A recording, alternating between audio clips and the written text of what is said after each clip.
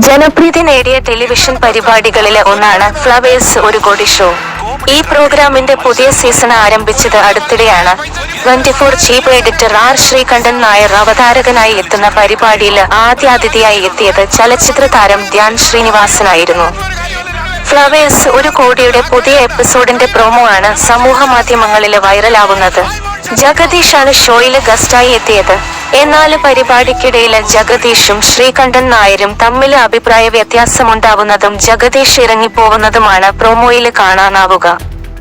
രൂക്ഷമായി പരസ്പരം കൈചൂണ്ടി വാദിക്കുന്ന ശ്രീകണ്ഠൻ നായരെയും ജഗദീഷിനെയും വീഡിയോയിൽ കാണാം. കളിച്ച് കളി കാര്യമാവുമോ എന്ന വോയിസ് ഓവറോടെയാണ് ഈ പ്രൊമോ എത്തിയിരിക്കുന്നത്. യഥാർത്ഥത്തിൽ പ്രശ്നമുണ്ടായതാണോ അതോ പ്രൊമോ വീഡിയോ ആകർഷകമാക്കാൻ വേണ്ടി ഇരുവരും പ്ലാൻ ചെയ്ത പ്രാങ്ക് ആണോ എന്നൊക്കെയാണ് പ്രേക്ഷകർ സംശയം ഉന്നയിക്കുന്നത്. എന്തായാലും എന്താണ് ഫ്ലവേഴ്സ് ഒരു കോടിയുടെ വേദിയിൽ സംഭവിച്ചത് എന്നറിയാനുള്ള ആകാംക്ഷയുണ്ടാക്കുന്നതാണ് ഈ പ്രൊമോ വീഡിയോ.